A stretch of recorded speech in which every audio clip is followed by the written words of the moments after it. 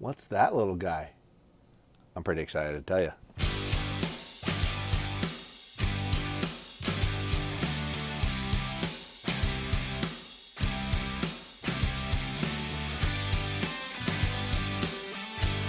Hello and welcome back to the YouTube channel. Mfjj here, talking about the PSC Mach 34.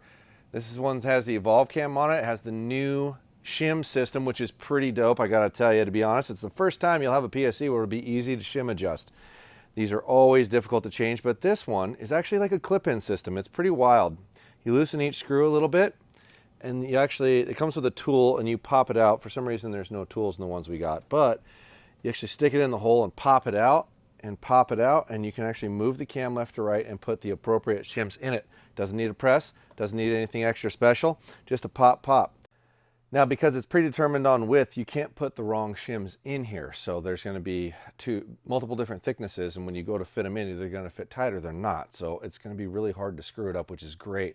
But more than anything, you don't have to take the axle out to do it, which makes this one of the easiest ones to tune. I would still say Bowtech's is probably simpler than this, but it's really easy. So I got to commend them on that. This bow is the EC cam version, which is the older Evolve cam, which means it should pull really nice, but it's not going to be super fast.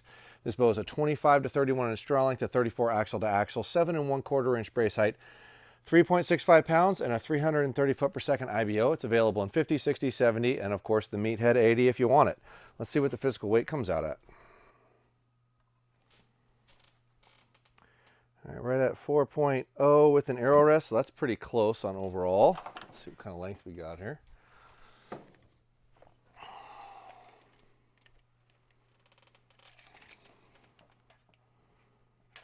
Oop, shoot.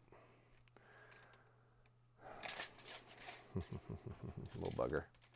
Hold still. 34 and an eighth. It's supposed to be 34. That's pretty close. A little long. Brace height's running in at just over 7. It's supposed to be 7 1/4. So we're a little off on those numbers, and that is the published EC, although these aren't actually in print in public yet, so who knows if they amended them.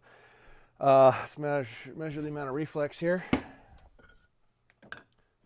Looks like less reflex than the previous models, which makes me happy. This bow and the other E2 and S2 come in at the specs that I would really like to see on a bow, so I'm pretty actually excited to shoot this and see how it feels to me.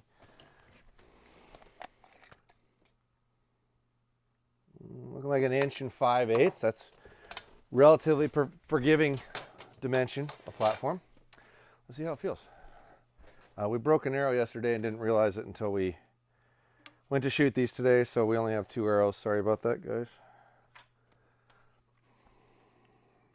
Well, we're on a timeline because these need to be done tomorrow. So that pulls like super butter easy, which this is the easy pulling cam, so it should.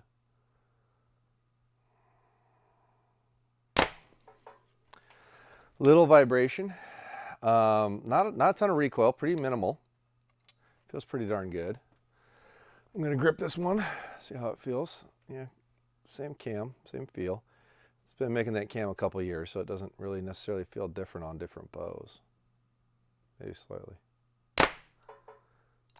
Okay, that's dead at that point. So there's a second and a half of residual vibration, not a ton. Let's see what kind of speed we get out of this thing.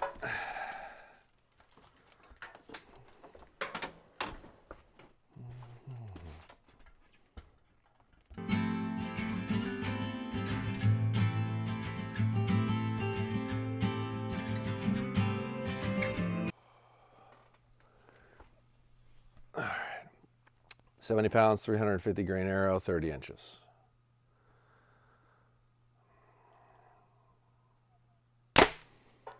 .315.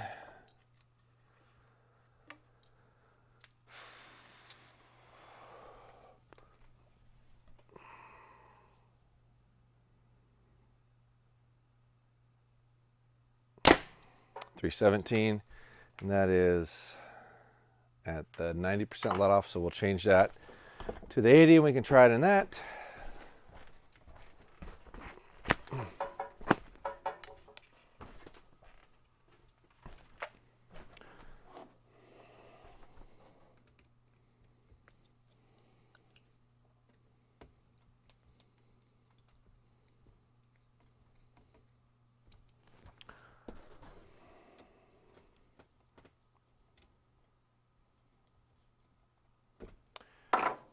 we go. Lowest let off I can do on that cam. I believe it's 80%. Here we go.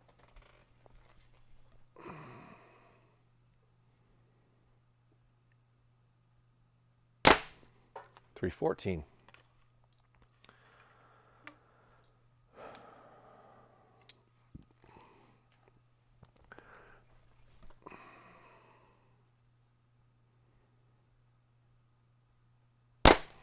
$316. So looks like about 316, 317 average on a bow that's rated 330. So that's, you know, a bit off. The bow does feel incredibly good. It is very light. Like nothing's this light at all. So if you want a light bow, it's going to be really hard to argue with.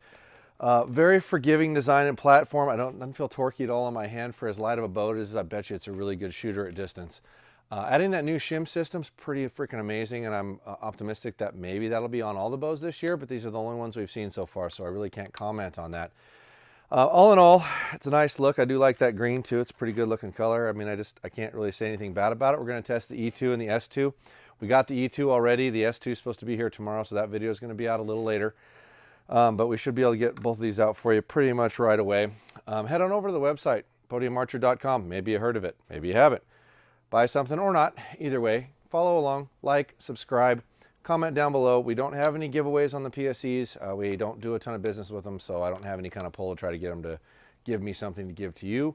But we're still going to review them, still going to talk about them, and still try to give you my honest opinion about them, because that's, at the end of the day, that's what we're trying to get. One other little tidbit, they changed the plates out on these, so the integratable rests integrate a little better, which is pretty cool to see.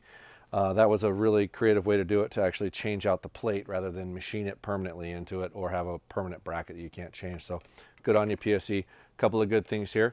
Head on down and check them out. Your local shop should have them by the time this video launches, because most shops got them, if they ordered any of them, a couple of days before launch. So they should have them to at least try and get an order in for you. I want to say they're still $18.99, but I haven't gotten that in concrete yet, so I can't tell you. Thanks for following along.